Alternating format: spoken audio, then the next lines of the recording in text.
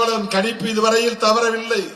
இந்த கட்சியை அங்கீகாரம் பெற்ற கட்சியாக மாற்றியே தீர்வோம் என்று நான் எடுத்த உறுதி, அந்த சபதம் நிறைவேறி இருக்கிறது. எதிர்காலத்தில் அதிகார பகிர்வையும் வென்றெடுக்க முடியும். ஆனால் அதற்கான காலம் இப்போது இல்லை என்பதை நாங்கள் உணர்ந்திருக்கிறோம். எனவே காங்கிரஸ் தோழமை கட்சி என்கிற உரிமையோடு கேட்கிறது, அது ஒன்றும் தவறில்லை. அதனால் இந்த அணி உடையும் சிதறும் என்று எதிர்பார்த்துக் கொண்டிருந்தார்கள். எதிர்பார்த்தவர்களின் மண்டை உடையும்படி தேமுதிக பொத்தென்று அவர்களின் உச்சந்தலையிலே இடியாக விழுந்துவிட்டது. தோழர்களே, நம்முடைய அணி நாளுக்கு நாள் வலுப்பெற்று வருகிறது.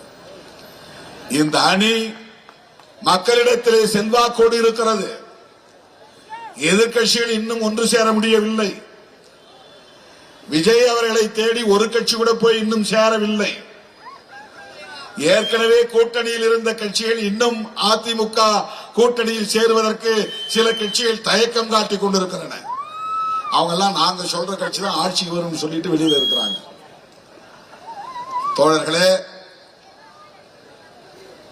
திராவிட முன்னேற்ற கழகத்தின் தலைமையிலான மதசார்பற்ற முற்போக்கு கூட்டணி, விடுதலை சிறுத்தைகள் அங்கம் வகிக்கிற கூட்டணி,